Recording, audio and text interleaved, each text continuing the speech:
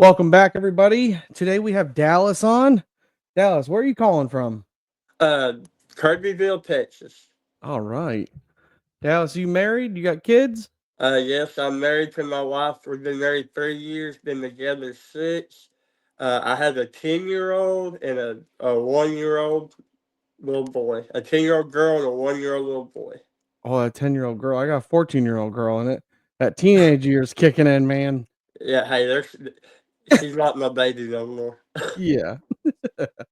And my 1 year old is the size of like a 3 year old. So Yeah. yeah, All he's a right. hoss. So, um, you want to get into what happened? Yeah, so I'm Dallas Bruce, and I was 21. Just a little backstory. Before that, like growing up, I grew up real rough.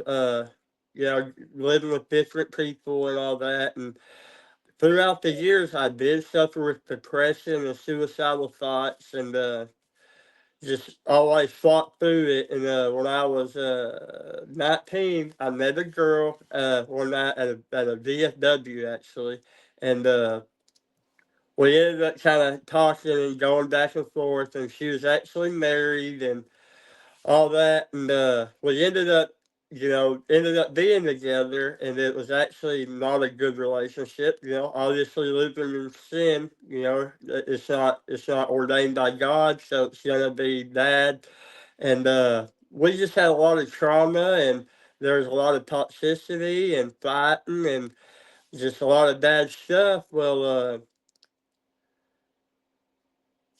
Mm, about a year into it, like just going back and forth, fighting throughout the years, and we were trying to have a kid. In February of 2017, she told me she was pregnant, and we went back and forth. In March of 2017, she told me she had a miscarriage. Well, fast forward to the beginning of April of 17, I had a little sister who had cerebral palsy.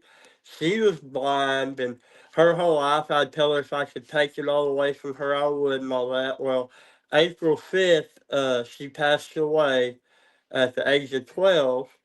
And we come down to Houston to, be with her. She passed, and when we got back home where we lived at in BCAD, she had went to work, the girl I was with, and I was going to her car and found where there's a burnt piece of paper, and I went through there and got it, and it was where she actually went and had an abortion.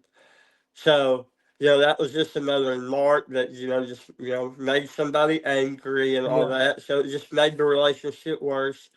Well, a few weeks later, me and her dad get in a fight and all that, and he come in the house and jumped on me, and we fought, and I left, and of course I went back, and well, April 22nd, 2017, I was at the river with some of my old buddies, and we were camping and all that, and it got cold, so we decided to go back home, and at this point we weren't together, but she told me I could go stay at her house, and I did, but she wasn't there. She was out at the bar with some of my buddies, actually.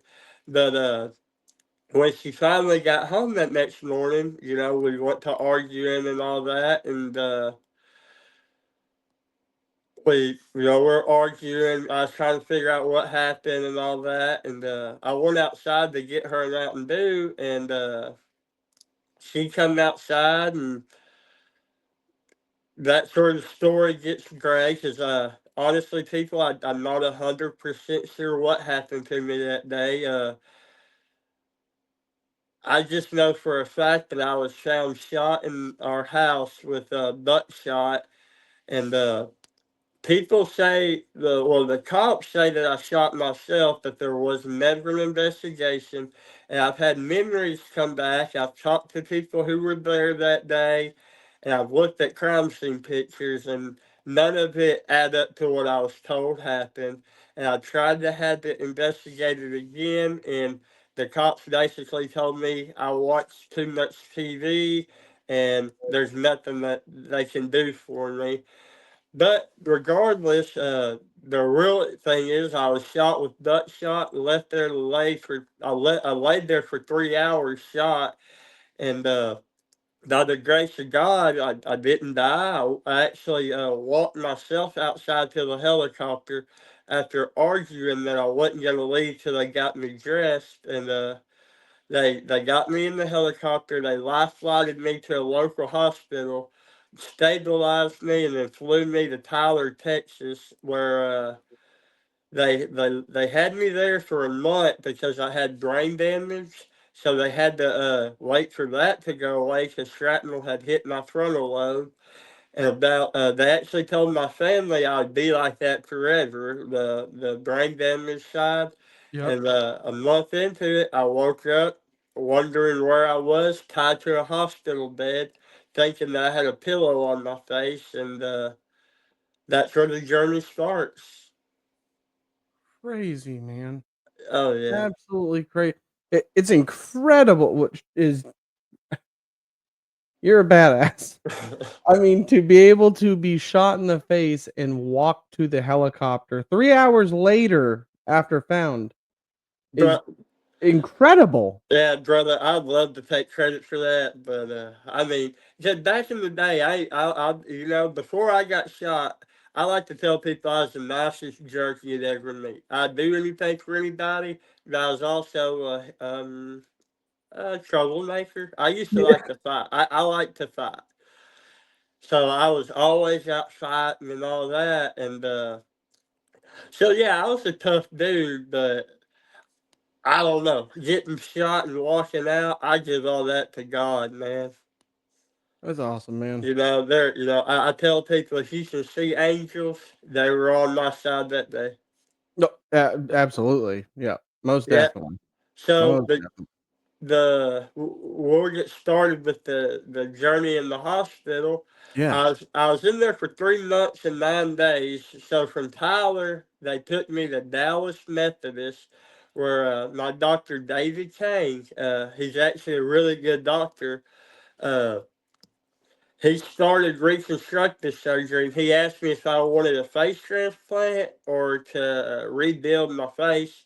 And I told him to patch me up. And from the gunshot, it shattered every bone in my face, is what the paramedic report said. And so, that being said, they took my fibula out of my leg. It's one of the bones in your leg, and that's what they built my bottom jaw with. And during that time, they took another fibula out of my other leg, the other fibula, and they tried to build a nose or something, but it didn't work. So they got rid of it. They took skin grafts off my legs to put under my band-aid. I have a graft. Yep. They took a skin graft and put it in my bottom gum, and then that's all the surgeries I had during my stay. And during that 3 month stay, I probably had close to 35, 40 surgeries. Yep. And I got to go home after 3 months and 9 days, actually a few days before my daughter's third birthday. But while I was in the hospital, of course I looked different. People were worried. So I got search papers, because they wanted to protect my daughter or whatever. Well, I left the hospital in August, and from the time I woke up, like I said, a month into it, I woke up that day and asked what happened and where I was, and they told me I was at ETMC Tyler, and I asked them what happened, and they told me I got shot, and I asked them, pardon, but I asked them who the hell shot me. Yeah. And when they told me I shot myself, I asked what happened, and nobody knew. I called my mom. She said she didn't know. That just nobody asked questions. Yeah. And well, needless to say, that day when I woke up, before I went blind, because I'm totally blind now, all I see is black. But before I went blind, having a blind little sister and being an avid hunter and everything, I would tell everybody if I ever went blind that I'd kill myself. Because, that I just like to go, I like to hunt, I don't like to sit still. Well, when I woke up in the hospital and my family come up there and they were asking me if if I was going to try to kill myself, I let them know that God kept me on this earth for a reason, and I'm going to do it to glorify Him. And if I inspire one person, I did it for God.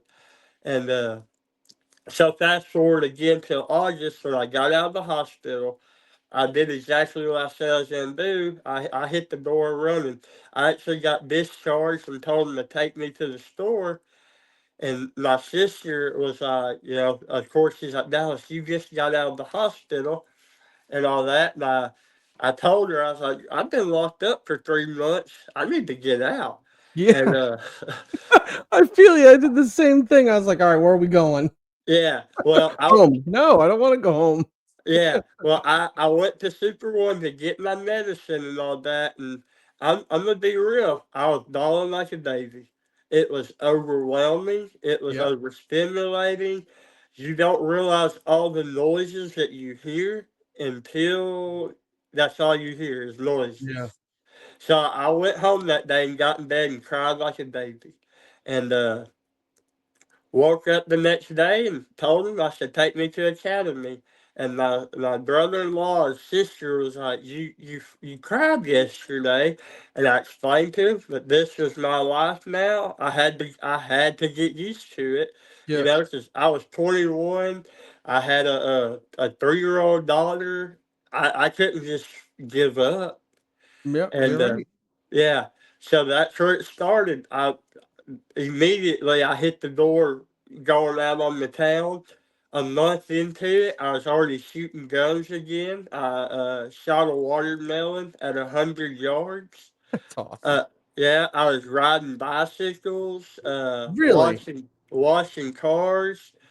Uh, I went to a Cody Jinks concert, a Oh, Colette. awesome.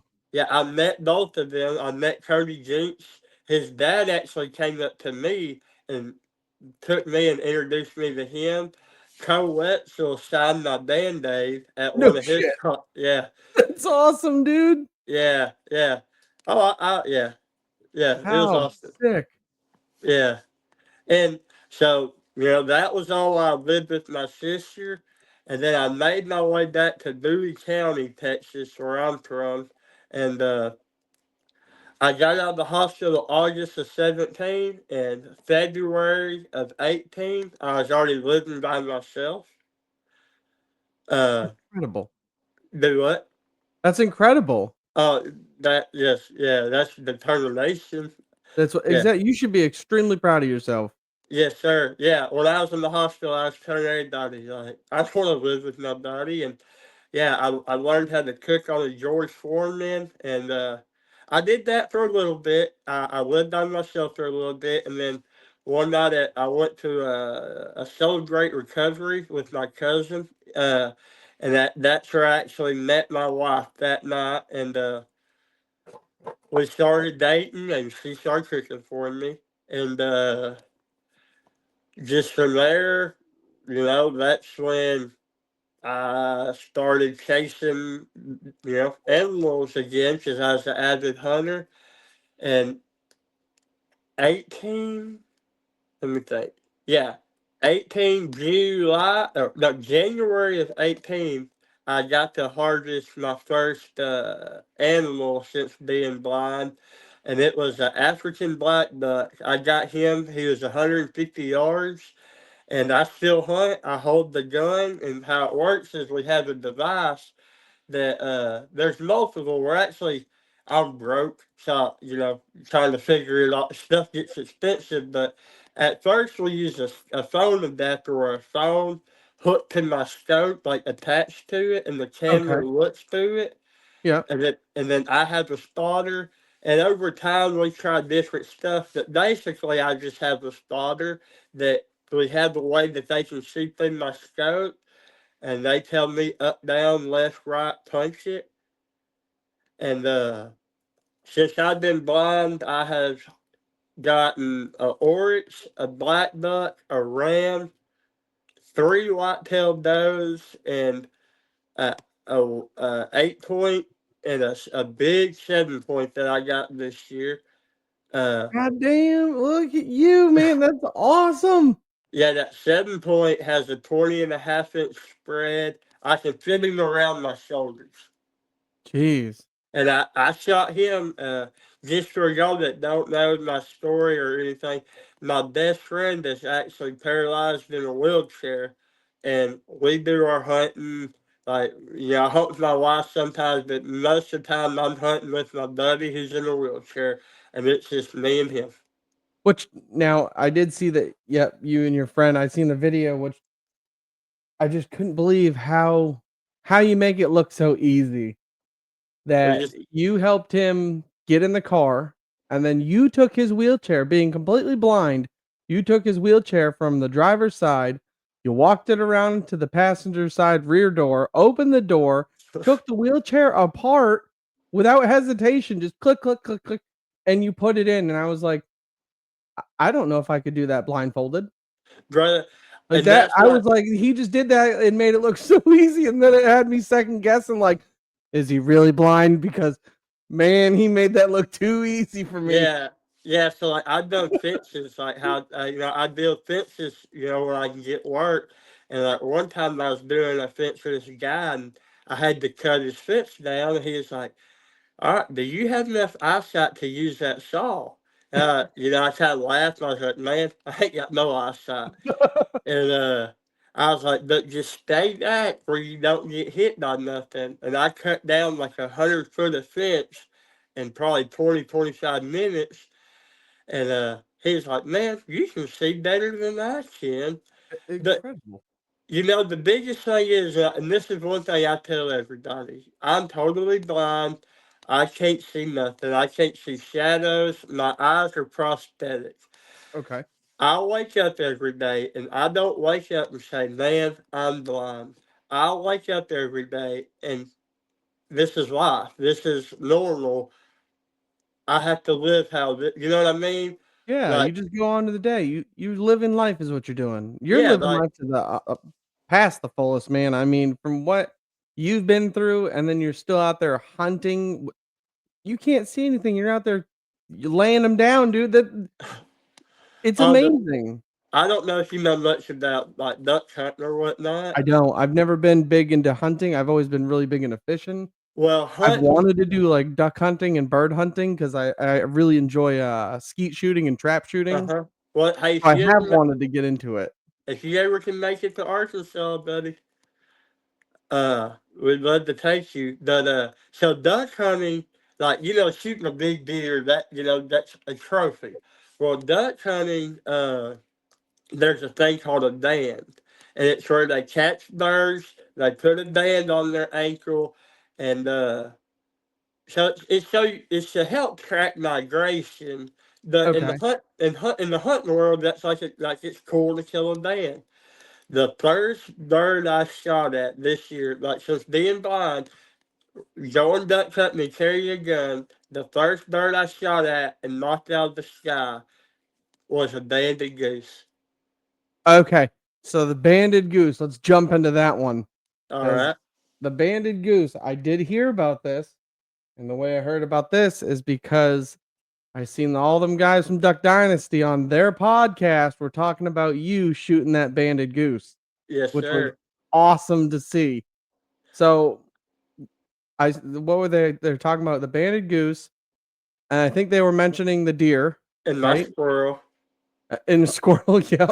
You can't Yep. forget about the squirrel. Yeah.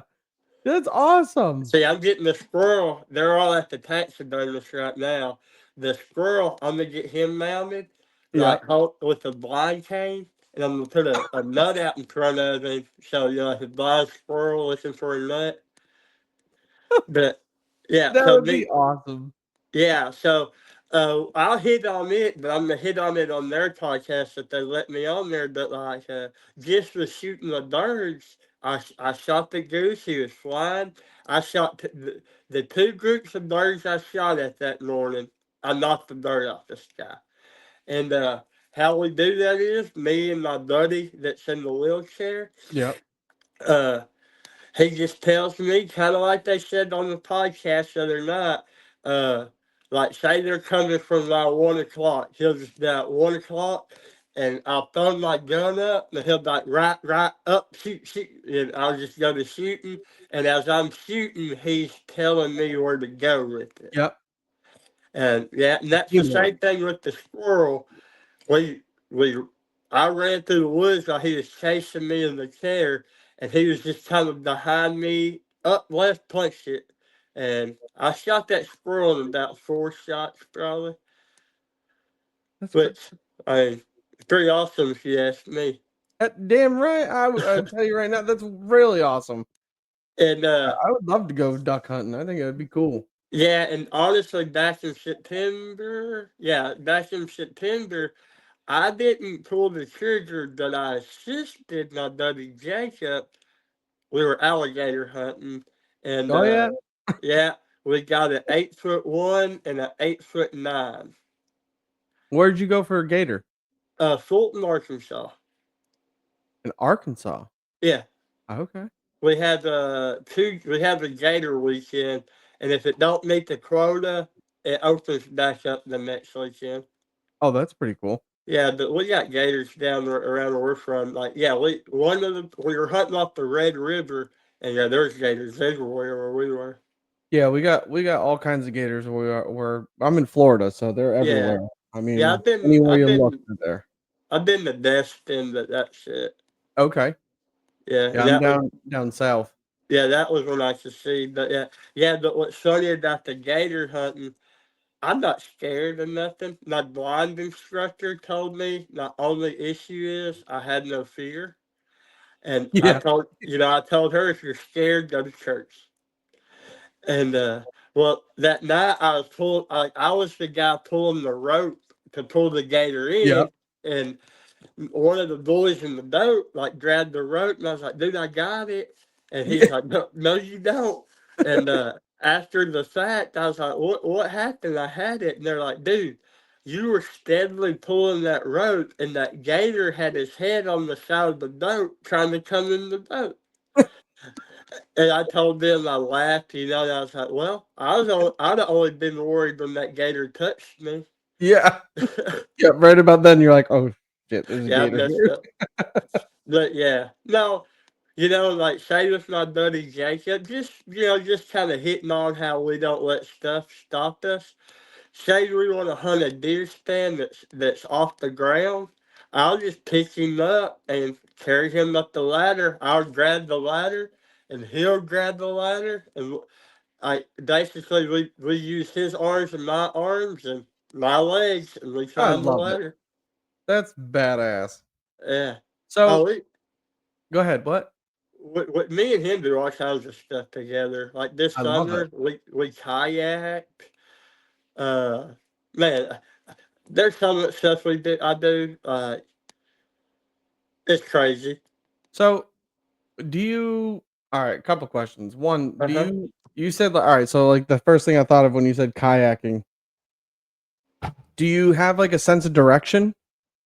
Can you kind Uh, of tell sort of what direction you're in? Like, all right, I turned, and then you're not just doing circles. Because I know if so I couldn't see and I was in a kayak, I would be the guy that's doing circles in the middle of the lake, thinking I'm going somewhere, but I'm really not. yeah. You Well, know? we were on a river, so it kind of Okay. yeah. But Yeah, the that makes it issue easier. is, it like say you and I were kayaking, I would just have you stay in front of me, Yep. and like this is the start of the moment. I wasn't gonna kayak. I was tubing, and I decided to get on the kayak. But if it was thought out and planned, it would have went a lot better. Which I never fell out the kayak or nothing. It's Okay. just people would forget to talk to me, or I would get ahead of people, and yeah, I crashed into stuff. And I don't know what kind of snakes y'all have down there, but We got water that moccasins and all that stuff. We got some yeah. rattlesnakes here. So that right there, I would crash into a grass bank or something, and that's all that would be going through my head is It's there's snake. a big old cottonmouth right here. So So that I have gator hunted. I've jumped on alligators, all that. Uh, but when it comes to snakes, I do not do I am terrified of snakes. But I'll See, jump on the back of a 10-foot gator without an issue, but snakes, nope, I'm running the other way. I cannot stand them.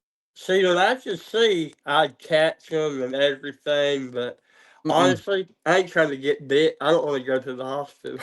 I don't know, I've always hated them. I can I got a story for you. All right, let's hear it. It was one time we were back in high school, and we decided we were gonna go frog gigging that night. So we got our waders on, we get out frog gigging. We're out we're out in these canals that they're, about knee deep, so you can walk through almost the whole canal. Yeah. We're out there walking, it's pitch black, we got our headlights on. Turn around, there's like an 8-foot gator a couple feet away. I'm like, "All right, let's get out of the water because he's following us. Let's move on to somewhere else." So as we're walking, there's a snake. As I go to step, it's right below me. I freak out. First thing my instinct was to hit it. Hit it with whatever's in your hands. There goes my gig pole right in half. Snap that thing. It was over for the rest of the night. I was done. I was so Yeah. mad because I didn't even kill the snake. See, I knocked the alligator out like that one time. Yeah. Fried chicken. But yeah, actually, the night we were gator hunting, we went to a pool, and I tried to catch some frogs. I was hitting them, but we were trying with our hands. Like we like Oh to yeah. we catch them, and I was hitting them, but I wasn't catching them. Yeah. But it was the first time. I mean, it was fun. There's Yeah. it So was cool. when you're out shooting now, does the gunshot affect you? Because you did say that sounds were a lot more, it's a lot different now because your senses are So with completely different. honestly, when I can afford some good earmuffs, I probably need some. But if I know the gun's gonna go off, no.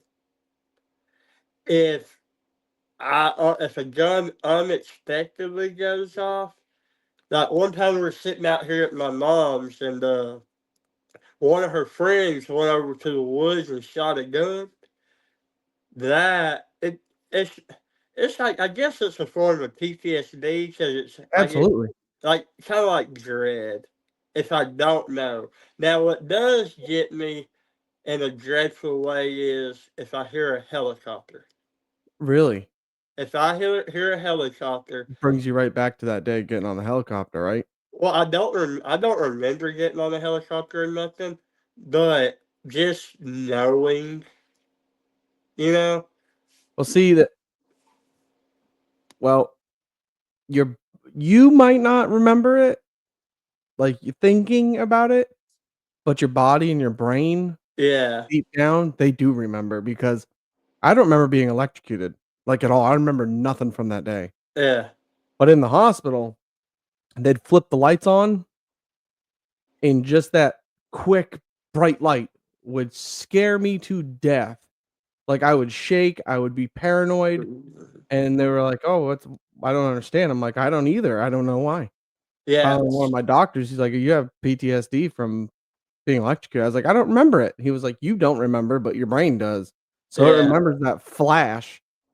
It's burnt into your brain somewhere, but that is what you're remembering."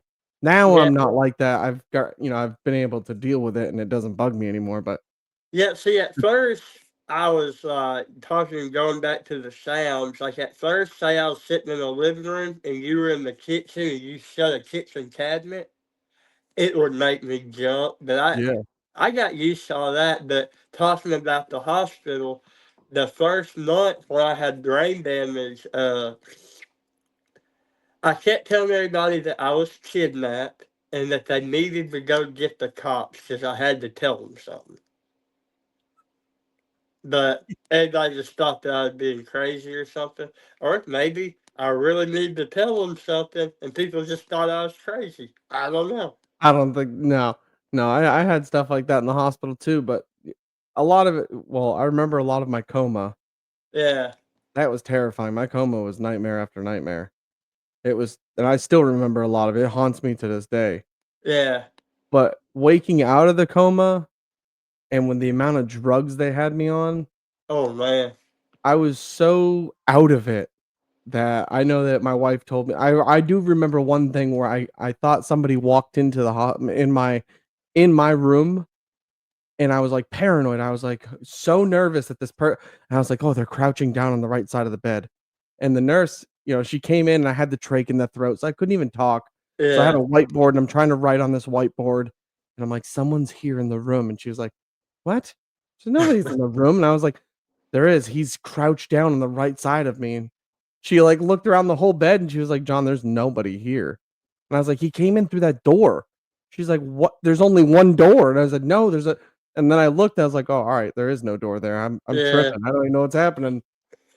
But See, yeah, yeah. See, when they keep me sedate, when they try to sedate me, that's when I have all the problems. But then once they wake me up and send me to a regular floor, I'm fine. Like yeah. so, I hit on how they did my fibula. Well, in 2019, I went back for a surgery where they took my scapula, which is my shoulder blade, and a muscle, and put that as my top jaw and my gums. Well, during that surgery, my wife, she's my girlfriend at the time. When I went down for surgery, she was there. They kept me sedated for about a week or so, like 5 days probably. Yeah. And when I started waking up, I didn't realize it, but I told my wife she could go, that I didn't realize she had, I was out of it. Yeah. Well, I woke up and I was like, Dave, Dave. And there was a nurse in there, had a foreign accent and all that. And she was like, Caitlin ain't here. And as soon as she said that, my mind instantly went to sex traffickers. Uh-oh. And so I started freaking out, wondering how I'm going to get away. And I'm screaming for my wife. And all of a sudden, I thought that I was at a hotel Yeah. waiting to have surgery the next day. So I'm sitting there thinking I'm at a hotel, freaking out, thinking it's traffickers. Well, all of a sudden, the lady comes up and grabs me by my privates because I have a catheter because I'm at Oh, the yeah. hospital. Well, I'm thinking traffickers. She Yep. grabbed. Hey, the She just fight. fueled the fire. Yeah, Yeah. when she grabbed me, I grabbed a hold of her, and the fight was on. Yep. And before I knew it, and this happened a few times. Well, there was probably 6 nurses on me, and they would slam me down, and I set up with them. They would slam me down, and I'm hollering the whole time, terrified because I'm like, if I get away, I don't know where to go. Yeah. And they call my wife, and my wife's on the phone, and she doesn't realize what I'm thinking. And Yeah. all my wife is saying is, I'm so sorry. I'm so sorry. You'll be okay. And so I'm thinking, she sold me to him. That's so terrifying right there. Yeah, you have no clue what's happening in that state, and then that's all that's running through your head, and yeah, I could see that. That's Yeah, bad. well, That's needless to say, they put some stuff in my IV, and I Oh, woke yeah. up. I woke up the next day tied to the bed with boxing gloves on. Yep. Yeah, and then that same hospital stay, they took me to the regular floor, and I was fine, but I had a nightmare that I was getting kidnapped. Oh, And during that nightmare, in the nightmare, the person throws me on the trailer, and when they throw me on the trailer, I jumped off the trailer. Well, in real life, I jumped out of the hospital bed, uh, and yeah. yeah, the nurses come running in there, and they're like, "Are you okay? Your heart rate skyrocketed," and I played it off. I was like, "I gotta go pee," Yeah. and yeah, they're like, "Well, since you're up, I guess you can go to the bathroom." Because normally I'd pee in like like a bed thing. Yeah. But yeah, so that was pretty crazy. Yeah, they had me strapped to the bed because in my coma, which it just kills me how your brain can figure out kind of what's happening and you still have no clue. So in my coma, I had no idea. I thought I was at home in bed I had no Uh-huh. clue I was in a coma in the hospital, you know? Yeah. And in my coma, there was a dream I had, a nightmare where I was in a hospital setting, but it wasn't a hospital, it was, like, almost like a witch. I literally asked my wife, "Why did you bring me to a witch doctor when I woke up?" Because I was so tripped out by it, but they had to strap me to the bed, but in my coma, I was strapped to a bed, and I couldn't figure out why. But when I woke up, Tiffany told me, she was like, "Yeah, you kept trying to rip out everything. You tried Uh-huh. to rip out the tube that's helping you breathe." She goes, "So they had to strap you down." Yeah, So, yeah, I it's terrifying. I was ripping cords out, fighting nurses. Yep. The thing is, and you've been strapped down, so you not. They strapped me down with like these cloth ones, Yes. and I'm a big dude. Like I'm 6'6", and when I got shot, I weighed 265 pounds, and Yep. I'm a big old country guy. Well, they tied me down, and my adopted mom or somebody was like, has anybody ever broke out of those? And they're like, yeah, we've had a few people. And they said, he's gonna break out. And they said I kind of grinned at them and just snapped my wrists together and broke them. Well, then they doubled them. And then I would maneuver out of one and break the other. Well, then they got leather ones. Yeah. And, well, I couldn't break them, but my You bending hands in are, the side rails. huh? Bending those side rails in, right? Well, at first I was taught my hands were big enough where I could reach around them and undo them. Oh, Well, then they taped them. that's Like, slick. yeah.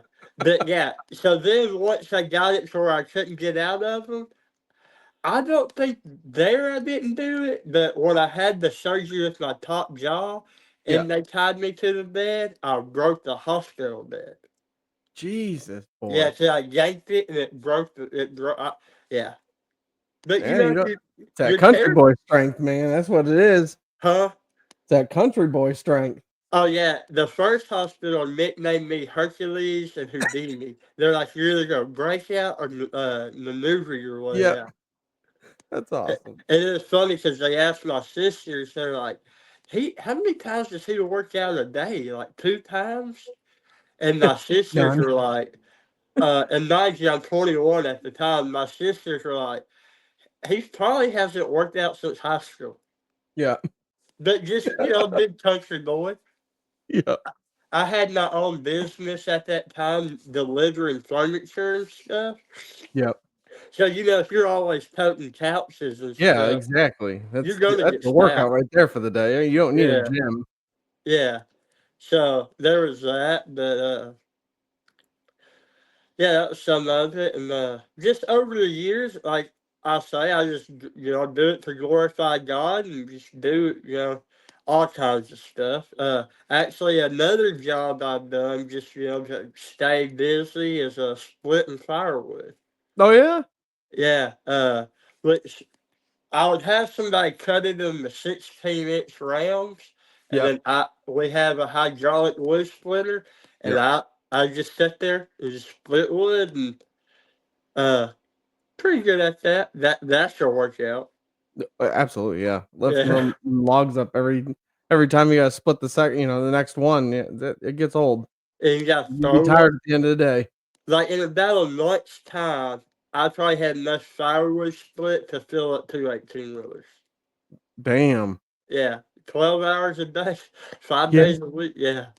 that's a lot of firewood. Yeah, yeah. I got pretty buff at that time. I bet. Yeah. Yeah. The even with being blind, like the people I do it with, would be like, "Man, you got some cojones on you." And I'd be like, "What do you mean?" They'd be like, "You ain't worried about snakes or nothing," because I would split the wood and then we stack it in cages, Yep. and I'd be like, "Well, I mean, I am worried about snakes, but ain't nothing I can do about it." If I get bit, all I can do is go to the hospital. I was like, I just keep faith in God, and hopefully I don't get bit. Yep. Yep. But yeah, and with going back, because I mentioned my daughter. Uh, so of course people heard I got shot by 12 gauge, and my daughter's mom thought it would be terrible, and when I finally got to FaceTime my daughter for the first time, I had a band-aid on and I didn't have eyes yet. And my daughter answered and she's like, Daddy, why are you wearing a band-aid? And I explained to her that I had an accident and lost my nose and I'd have to wear a band-aid. And she's like, oh, okay. Well, are you tired? Because I'm tired. And I was like, yeah. And so that's the first time. I FaceTimed her a few days later and she answered. And she was like, Daddy, why you still got that band-aid on? And I was like, well, baby, I have to wear it for a while. And I was like, look, I opened my eyes a little bit. And I was like, Daddy don't have eyes. They went bye-bye. I was like, I don't have teeth. They went bye-bye.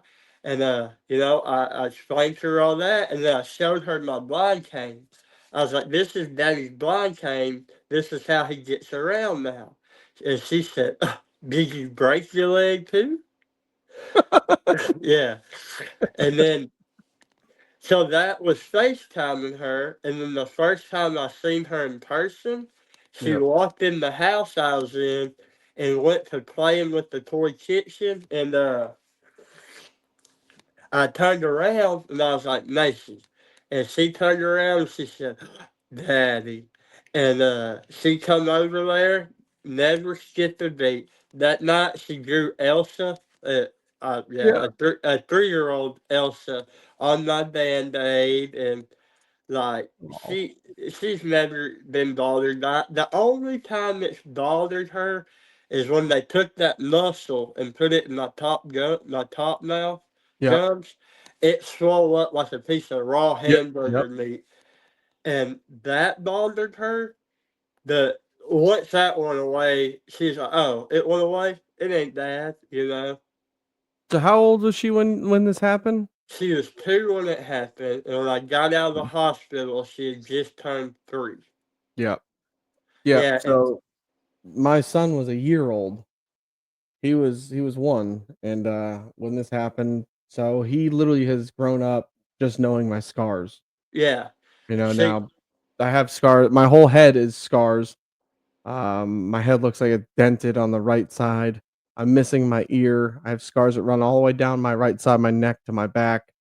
They took my lat muscle out like they did to you. They took your a muscle out. uh-huh. They put that on my head because the electricity burned the tissue completely off my whole head. It was all skull in the hospital. Yeah. Mm. It was wild, yeah. So Yeah, they put my lat muscle on my head, and like you said, it was huge. And then yeah. it shrunk right down to, now, which it looks great, but my son, all he knows is scars, so it doesn't bug him, and, every Christmas, which next Saturday no, this coming Saturday, we go down to the hospital I was at, and we pass out, toys that we help collect for all the That's kids that yeah, the kids that have been hurt, burned, which it's every year, it's more and more kids getting burned, and yeah. it kills me because, they're children. But my son, he goes down there and he don't care if they have scars all over them. He is there to play with other kids. That is Yeah. it. See, my So daughter, she's so she was young, so that she knows a little bit from before. She sees pictures, but over the years, if I talk about getting a nose or whatever, she'll tell you she's like, "Daddy, you're handsome how you are." that's You that know, warms my heart. That's beautiful. Yeah, she's like, "You don't need a nose. You're handsome." That this past year, it doesn't bother her, but it bothers her that it bothers me. Yeah, Not it don't bother me how it bothers me a little how I look that I'm alive. That the fact I can't see my kids and my wife yeah, and that, she broke down. She's like, "I don't want you to be sad. I don't want you to have to hurt." yeah. But like I tell her, Daddy, it's better than Daddy not being here. And while we're here, we can share Jesus with people. And when we're done, we're gonna be in heaven, and we ain't gonna have to hurt no more. That's 100%. That's Yes, amazing, man. yeah. I love it. And then my son, that's all he knows. So Yep, yep. But, yeah, it's crazy because something so traumatic, so terrible has happened to, you, me, anybody else that's been through something like this that has had kids that are so young. even through something so terrible, now I look at it and I look at my son and my daughter. My daughter's 14.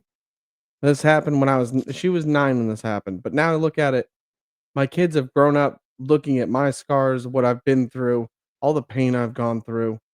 Yeah, it took a lot on our family, but now I have kids that they don't judge anybody. Yeah. And Anybody. You could be missing parts off of your body, anything, and they don't judge. They look at you and they just see another person, yeah, and and that is amazing to me. I also use it like with my daughter because she's real big in the sports and whatnot. And there's times where there's times where she wouldn't get to play. Hang on, something.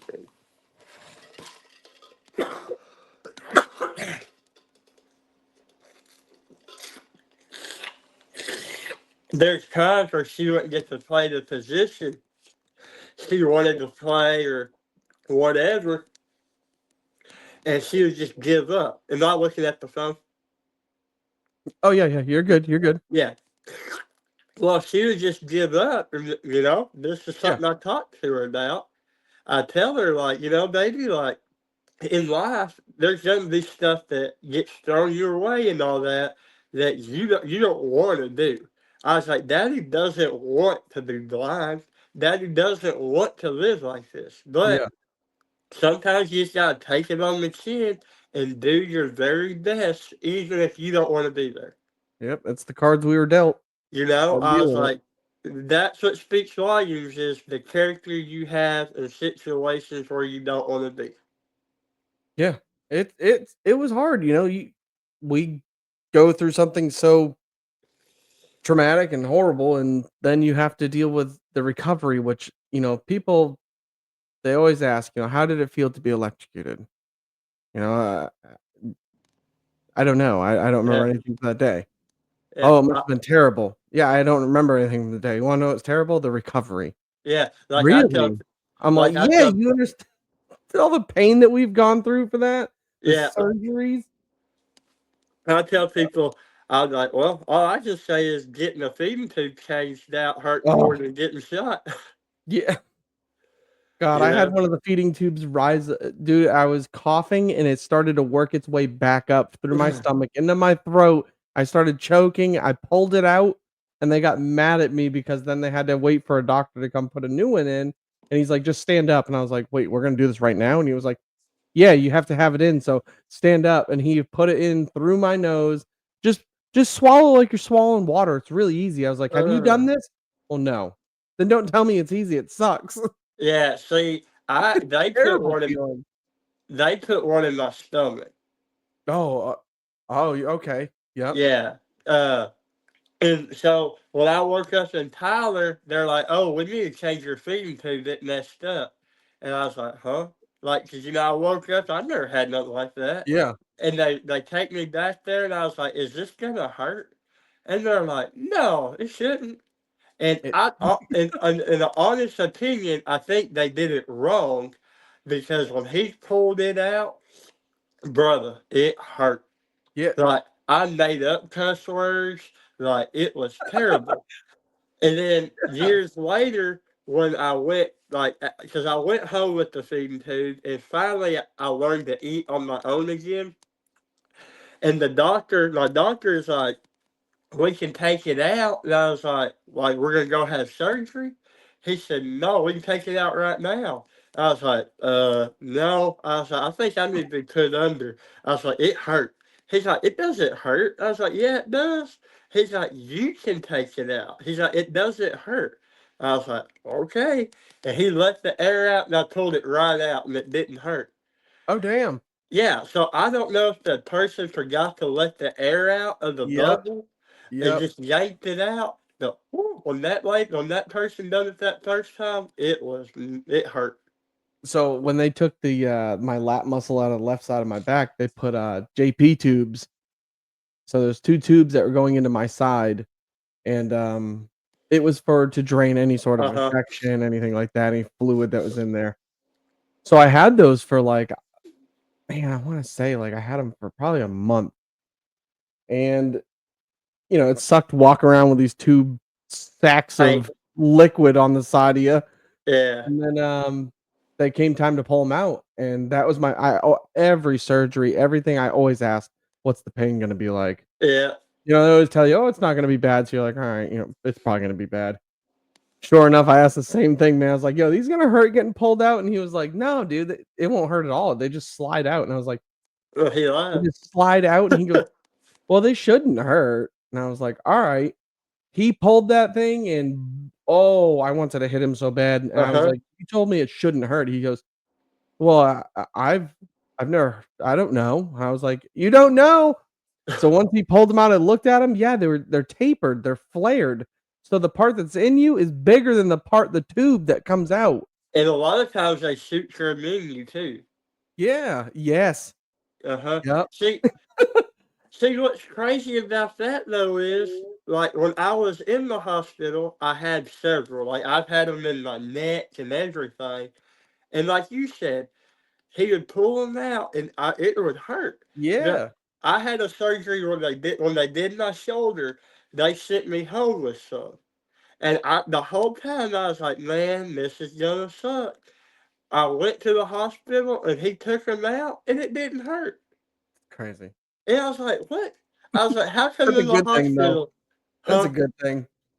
Yeah, I was like, in the hospital, this is miserable, but in your Yeah. office, it doesn't hurt.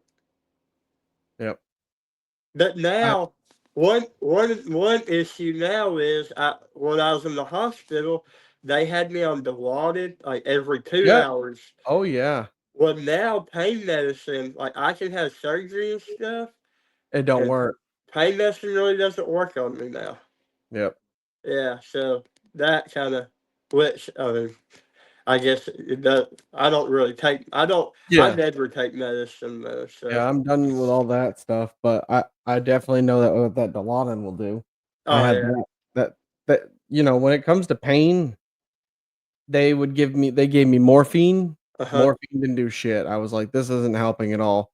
They gave me this, they gave me that. Finally, they were like, "Well, let's just give him Dilaudid." And I was like, "What's that?" And they're like, "It's a really good painkiller." I was like, "Okay."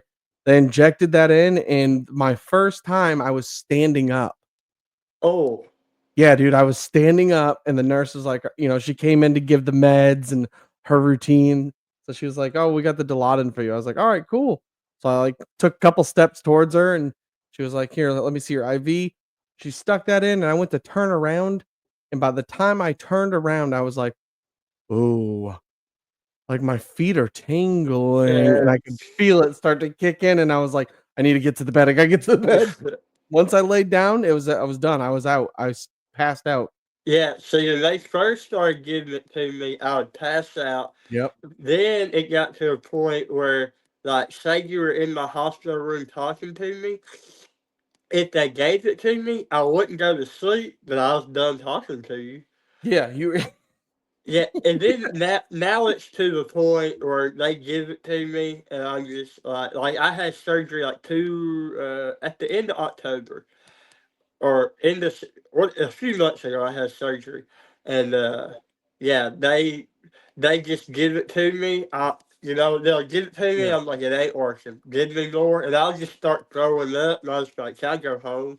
And yeah, they just let me go home. yeah, Cause my doctor, he's like, cause it's funny, my doctor, I'll ask him, I was like, how long will recovery be? And he'll be like, well, for a normal person, a few weeks. For you, 5 days.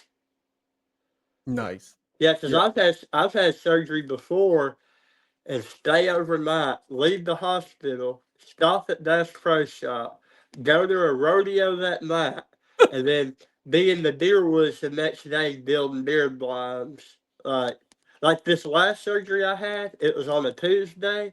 That yeah. next day, yeah, it was Halloween, the week of Halloween. Because I had surgery on Tuesday, and on Wednesday, we were trick or treating. God damn, dude, you're an Yeah. animal. That's Uh, awesome, dude. yeah, I mean, You're a fighter. yeah, You gotta are be a tough. fighter. Gotta be tough.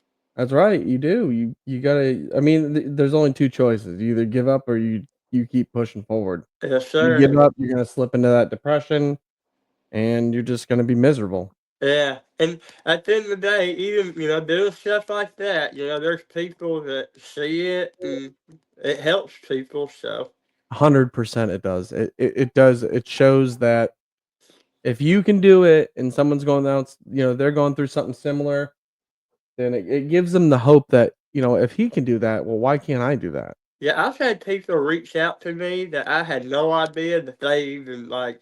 Cause I follow a lot of hunting pages, and I've had people reach out to me and tell me they're still here because of me. And It's an it incredible it's feeling, isn't it? yeah, it is. But I give all the glory to God. Like I don't try to take anything from Him because at the end of the day, I'm like I just wake up. Yep. I just wake up and do what I need to do, and that in itself inspires people. And You keep like doing all your videos and social media because it really does help. yeah, When I started doing it, the same thing. People start reaching out. Your story has made me want to push through mine, and they would tell me everything that's going on in their life, and I'm like, my story did that? Like me? yeah, I'm nobody. And they're like, no, you helped me. I had one guy that reached out that he was going to commit suicide hmm the day before, and he said that my story saved his life, and I broke down in tears because just the that's fact a that lot. my story, yeah, it helped somebody save their life, and, like, it's incredible, and that's why I continue to do social media. I We started the podcast, me and Tiff, and it's amazing. I get to talk to everybody, most incredible people, and it's Yeah, just inspiring. well, yeah, like I said, like I've had somebody message me before and say that my kids still have it bad because of you. That's like like, It and hits you hard. but like I tell people, you might can relate, and people, that are in our shoes, like it warms your heart, but it also puts a lot of weight on your shoulders. Yes. Because then you're like, well, if I start having a bad day, is that going Mhm. to be the end of somebody's day? Yeah. Because Which they're like, oh, so you can't put that on you because we're gonna have our bad days. I yeah, still have my bad days, which and I'm I try to not, I try to have a pretty good attitude for the most part. Like, I only get down on myself when I get to thinking about not knowing what my kids look like, or my yeah, wife, or not being able to go work like I want, or when it's hunting season and I can't just go hunting when I want. That gets me pretty bummed out. yeah, The but it's not all the time. Like I legit not break down and cry maybe 15 times a year, and yeah. just have a pity party. Other than that, I just you'll never hear me complain. You never hear me say I can't do something unless it's obvious. If I say I can't do it, it's because I know like somebody might get hurt or whatever. But like even my buddy Jacob, he's like, I thought I handled my situation good, and then I met you, and he's like, you literally just, he's like, I've seen situations where you should be mad, and you're just like, you take it with grace. You're just like, well, it is what it is. Yep. You're But talk, crushing it, man. but talking about me and Jacob, and I know I put this in the email, I believe, but me and my buddy Jacob, who's paralyzed in a wheelchair, we're actually in the process of starting a handicapped hunting foundation where Okay. we're gonna take people with like disabilities or whatever hunting. That's actually how him and I met, because he kick started it, and I reached out to him, and through that we have become good buddies. So now that's what we're in the process of doing. And like you seen on the Duck Car Room podcast, they talked about it last night. We're going to be at the Arkansas Big Duck Classic this year. We're going to have a booth. That way we can, get the word out there. And our biggest thing about it is we want people with disabilities to know you still can do stuff. And we want people who don't have disabilities to know we still can do stuff. That's right. Because You know, people are like, "Can you climb the ladder? Can you do this?" Man, I can do just about anything you can do. Yeah. You know what I mean? Like that people think because I can't see that I can't even order my own food at a restaurant. Yeah. You know that yeah, it's crazy. But that's why we're wanting to do social media to show the stuff we do to maybe open up, you know, because I Yeah. try to get jobs places and they're like, you're blind, you know? Like, I've been fired for being blind, and they're like, you're a hard worker, you're a safe worker, you show up, but you're blind.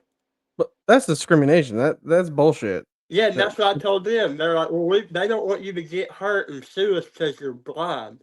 I was like, but you still, that realize doesn't I can matter. sue? I was like, I can sue you for saying that. Yeah.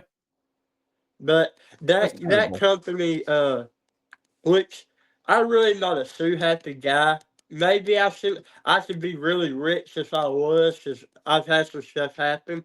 But my boss at that dog food company I worked at, he actually taught me carpentry. He's like, man, you know, I don't have no control over this, but if you want, I'll teach you carpentry. And he had me framing windows. I put siding on his house. I did all the trimming. I did all the underpinning. I built his fence. And all of this I was doing out there by myself. He was showing me one time how to do something, and he'd be like, all right, you got it. And he would leave. And I remember the first time he had me run a steel saw, I made one cut with it, and he's like, all right, you got it. And he's like, I'm gone. And I was like, Yeah. Wait. What? yeah, I was like, oh, okay. And I had it. Like, and I tell people, because they're like, how do you do all that? And I'm like, honestly, I just point. I'm like, I don't know. I was like, I just do it. Like, I give glory to God and do it, and it happens. Yeah. It ain't, you know what I mean? Yeah. Yeah, I don't know. It's amazing, you know? It is. It's absolutely amazing. Like, I've rode hoverboards. I That's did all. all, yeah, I do all kinds of stuff. Well, Dallas, before we end the podcast, do you want to say some advice and words, wisdom, anything to the audience? Just always keep God first and know that He's the answer to all your problems. And you know, don't take life for granted. You know, because right now, y'all that can see and you know smell, because I can't smell either. Every day you wake up and you don't think twice about it until all you see is black, and you'll miss the little stuff. Not only will you miss the way your kids look and all that, but just driving down the highway, you'll miss the way the fields look or the trees look or the sunrises. Just embrace everything you can and realize the little stuff isn't that bad. Just let stuff roll off your back and enjoy life and put God first. Well said. Yes, sir. It was an honor having you on here. Yes, sir. Dallas, you have made a new friend here in Florida. You ever come to Florida, you let me know. We're definitely gonna get together, which I would like to get together before you come to Florida too, if anything. Yeah, We'll like I work said, something out. if you ever can make it to Arkansas, we'd love to get you on an Arkansas whitetail and some birds or whatever. All right. Yes, Well, sir. man, it was great having you on, and we're gonna stay in touch. Yes, sir. Thank you. All right, buddy. Bye. Have a good one. You too.